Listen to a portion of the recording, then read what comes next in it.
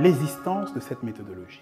On la voit énoncée dans notamment Éphésiens chapitre 2 verset 20, il est écrit « Vous avez été établis » parlant donc de la foi de ceux qui sont dans le véritable Christ, sur le fondement des apôtres et des prophètes. Comment est-ce que les apôtres et les prophètes sont parvenus à trouver des fondements pour les poser afin que ces fondements soient des repères, nous permettent de nous orienter, de naviguer sans nous tromper dans cette épaisseur de ténèbres et de confusion caractérisant la fin des temps de la fin? En réalité, nous en avons la recette, le secret, la clé dans Josué chapitre 1, par exemple, ou encore dans 1 Pierre 1, 10. Que disent ces textes?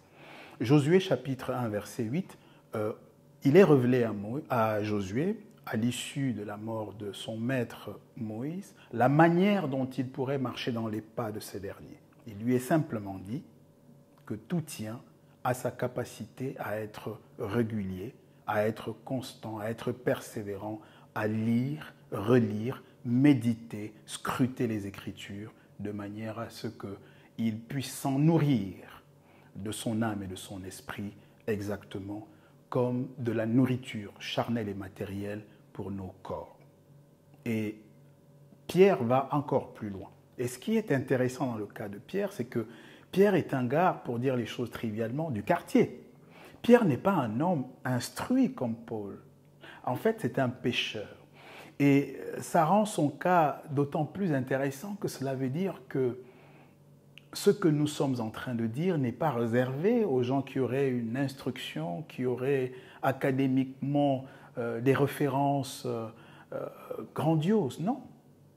Pierre n'en a pas et pourtant il parle ici de la recherche, de la méthodologie biblique comme d'un maître. Il dit en 1 Pierre chapitre 1 verset 10 de ce salut, parlant du salut christique, objet de nos obsessions, de nos préoccupations. Il dit, ils, parlant des prophètes, ont fait de ce salut l'objet de leurs recherches et de leurs investigations. Et nous verrons plus loin que le même Pierre donne des principes de recherche tout à fait dignes de ce que les chercheurs contemporains dans les plus grandes institutions pourraient avoir à peine autant ou aussi bien appris ou en tout cas pratiqué. Donc, pour devenir chercheur, pour utiliser la méthodologie biblique établie par les apôtres, point n'est besoin d'être diplômé, d'être académiquement calé. Il est seulement nécessaire que le zèle de la maison du Père vous dévore. Il est seulement nécessaire que vous ayez envie de chercher Dieu de toutes vos forces, de toute votre âme, parce que par sa grâce et par le privilège de sa providence, il se laissera trouver. Et comme pour Pierre, et puisqu'il ne fait exception de personne, eh bien, il nous équipera, il vous équipera de la même manière. Cette méthodologie a ensuite été appliquée par les Béréens, notamment dans Actes chapitre 17, verset 11, on voit que, alors même que les Béréens écoutaient et lisaient l'évangile prêché par des éminences, par des poids lourds comme Paul, comme Pierre, comme Jean et tous les autres, les Béréens, chaque jour, est-il écrit dans Actes 17, 11, prenaient la peine de se servir de cette méthodologie. Ils examinaient pour vérifier, pour éprouver les esprits et déterminer si ce qu'ils avaient lu ou entendu était bien conforme aux Écritures. Donc, ils procédaient à un examen de conformité aux Écritures. Et ils soumettaient tout esprit, toute parole, tout écrit, en fait, à l'obéissance du « il est écrit », puisque c'est à celui qui craint sa parole que l'Éternel porte attention. Ésaïe chapitre 66, verset 2. Donc, une méthode établie par les apôtres, Éphésiens 2, 20, à travers une quête passionnée et passionnelle des prophètes et des apôtres, avec ce que cela comporte comme tâtonnement, comme effort de lecture, comme sacrifice de méditation, comme constance, comme régularité, comme persistance, si vous préférez, comme persévérance et patience. C'est ce que nous comprenons de Josué chapitre 1, verset 8 et de 1 Pierre 1, verset 10. Ils ont donc fini par marcher avec Dieu, par trouver Dieu, parce que Dieu s'est laissé lui-même trouver, et il nous livre la recette. Et cela nous est clairement indiqué dans 1 Corinthiens chapitre 10, le verset 11, ou encore dans Romains chapitre 15, le verset 4, il y est écrit que ces exemples des prophètes et des apôtres, dans leur manière de chercher Dieu, dans leur manière d'avoir cette quête, d'avoir cette passion, ce zèle dévorant, que ce sont des exemples qui sont arrivés pour notre édification et que cela a été écrit pour nous servir d'instruction. 1 Corinthiens 10, 11 et Romains 15, verset 4, pour dire qu'en réalité, la méthodologie biblique établie par les apôtres, trouvée par les prophètes et les apôtres, et appliquée par les Béréens, aurait dû être enseignée à tous, partout, en tous les temps, dans toutes les générations. Et nous constatons, hélas, que cela n'est pas fait. Mais quels sont donc les fondements bibliques de la méthodologie établie par les apôtres? Nous allons en citer 5 parmi les plus proéminents. Nous allons notamment mobiliser des textes provenant à la fois de Jean, de Paul, de Pierre, et cette diversité nous permet bien de montrer que la pluralité des profils valide le fait que, in fine, ce qui compte, ce n'est pas d'où nous venons, ce n'est pas notre bagage intellectuel, c'est la passion qui peut nous habiter intérieurement et que Dieu peut valider, constater et récompenser en se laissant trouver dans la mesure qui lui plaira selon sa souveraine appréciation. Donc ces fondements sont multiples.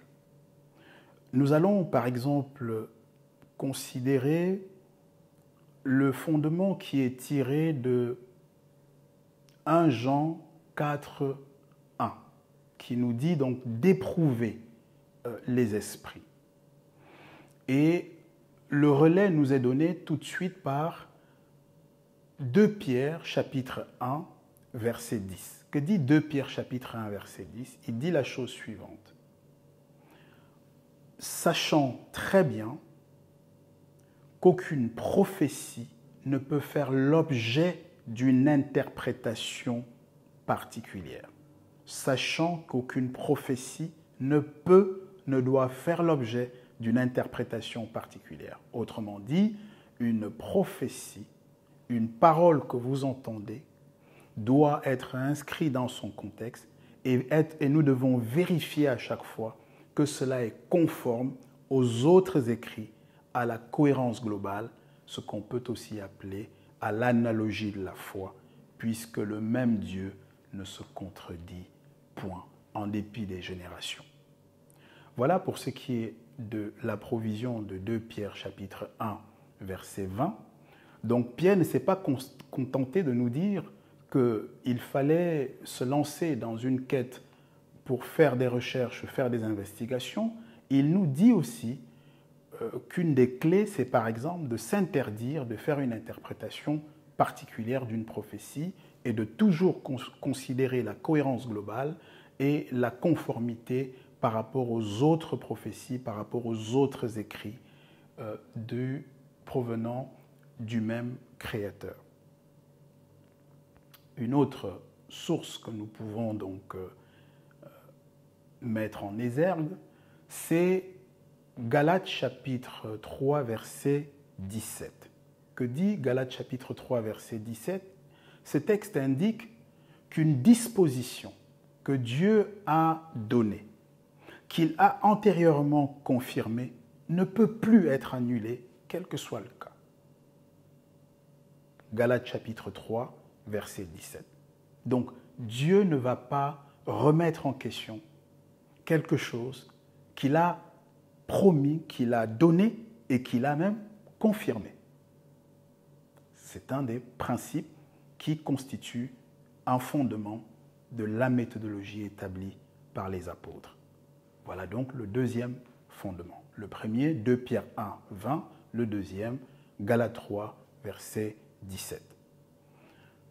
Le troisième, Romains chapitre 11, le verset 29. Dieu ne se repent pas de ses dons et de son appel. L'appel, par exemple, donné par Dieu à Abraham à travers l'alliance perpétuelle de Genèse 17, verset 7, cet appel-là ne peut pas être revoqué. Le fait qu'il ait promis à David avec serment qu'il mettrait sur son trône le fruit de ses entrailles à perpétuité, notamment dans le psaume 132, verset 11 ou le psaume 89, verset 4 et 5, n'est pas quelque chose qui peut être revoqué parce qu'il a déjà promis à David et donc il n'y reviendra pas.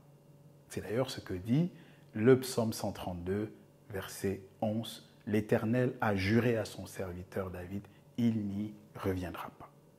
Donc c'était la provision du principe énoncé par Romains chapitre 11, le verset 29. Autre fondement biblique de la méthodologie établie par les apôtres, 2 Timothée 2, verset 5. Un athlète n'est pas couronné s'il n'a pas combattu selon les règles. Exactement comme dans l'athlétisme ou dans n'importe quel sport aujourd'hui, si vous vous êtes dopé, si vous avez pris des produits illicites pour accroître vos performances, si vous êtes passé pour quelqu'un d'autre en termes d'identité, si vous avez triché, si vous avez fraudé, quelle que soit l'excellence de vos performances finales, elles ne valent rien. 2 Timothée chapitre 2, verset 5. Voilà le quatrième fondement que nous avons vu. Et nous avions donc 1 Jean 4, 1 qui dit « Éprouvez », on va aller d'ailleurs 1 Jean chapitre 4 du verset 1 au verset 3. « Éprouvez, n'ajoutez pas foi à tout esprit. Éprouvez tous les esprits pour savoir s'ils sont de Dieu, car plusieurs faux prophètes sont entrés dans le monde. » Verset 2 de 1 Jean 4. « À ceci, vous connaîtriez l'Esprit de Dieu. Tout esprit qui ne confesse pas que Jésus-Christ est venu en chair n'est pas de Dieu. » Verset 3 de 1 Jean 4. En revanche, tout esprit qui confesse que Jésus-Christ est venu en chair est de Dieu. Récapitulons. Jean ne se contente pas de prescrire d'éprouver les esprits pour savoir s'ils sont de Dieu. Il ne se contente pas davantage de nous avertir qu'il y a plusieurs faux prophètes, donc qui disent des choses qu'en entendant, nous pourrions être tentés, séduits de croire. Or, conformément à Romains chapitre 10, verset 17, la foi doit venir de la parole de Christ. Et Jean, l'ancien, l'ultime des apôtres, parce qu'il était le dernier à partir de cette terre, nous prévient et nous donne la clé d'une manière singulièrement lumineuse et simpliste. Il dit, verset 2 et verset 3 de 1 Jean 4, « Tout esprit qui ne confesse pas que Jésus-Christ est venu en chair n'est pas de Dieu. » Donc, vous montez, vous descendez, Vous me dites que cet esprit fait beaucoup de miracles, que cet esprit a beaucoup d'églises, a beaucoup voyagé pour prêcher, prêche dans des stades de 300 millions de personnes. Vous m'expliquez que cette personne a ressuscité 3 millions d'autres personnes. Vous m'expliquez que sa fortune dépasse celle de toutes les fortunes du Golfe. Vous m'expliquez que finalement cette personne a une ancienneté qui dépasse 100 ans. Vous m'expliquez ce que vous voulez, d'accord? Vous expliquez tout ce que vous voulez, puisque seul le « il est écrit » est la norme supérieure, suprême dans le royaume de Dieu, nous vous dirons calmement, sereinement, mais fermement et péremptoirement que ce que vous dites ne vaut rien face à l'impérium de la parole du « il est écrit ». Car nous ne jugeons et ne jaugeons de ce qui relève du royaume des cieux qu'à l'aune du « il est écrit » de la parole. Récapitulons les 5 fondations qui ont été énoncées et qui sont le fondement de la méthodologie biblique. 2 Pierre 1, 20, aucune prophétie ne peut faire l'objet d'une interprétation particulière. 2 Timothée 2, 5, un athlète n'est pas couronné s'il n'a pas combattu dans le respect des règles. Donc il faut connaître les règles et se demander est-ce qu'il les a respectées, oui ou non. Si c'est non, eh bien il est disqualifié, comme pour ceux qui se dopent. 3e principe, Galates 3, 17. Une disposition que Dieu a donnée, qu'il a antérieurement confirmée, ne peut plus être annulée. C'est terminé. Cette disposition s'accomplira certainement. 4e principe, Romains, chapitre 11, verset 29. Dieu ne se repent pas de son appel. Tout ce qu'il a dit à David, tout ce qu'il a dit à Judas, tout ce qu'il a dit à Abraham, tout ce qu'il a dit à Jacob, tout ce qu'il a dit aux patriarches, toutes les promesses qu'il a données s'accomplissent. Parce qu'il leur a donné. Il leur a donné la promesse, l'alliance. Il l'a réitéré de génération en génération. Donc il n'y a pas de surprise. Ça ne pouvait que s'accomplir s'agissant du Messie. Et enfin, dernier fondement donc, c'était 1 Jean, chapitre 4, des versets 1 à 3. Tout esprit, quiconque soit cet esprit, de quelque gloire que vous auriez, qui que vous soyez, quelque esprit que ce soit, de quelque nom qu'on le nomme, ne confesse pas que Jésus-Christ est venu en chair, n'est pas de Dieu, point. Et tout esprit qui confesse que Jésus-Christ est venu en chair, vous verrez à quel point cette clé que nous donne Jean est déterminante pour faire la part des choses dans un temps de confusion comme le nôtre. Voilà donc les fondements, les fondations de la méthodologie biblique.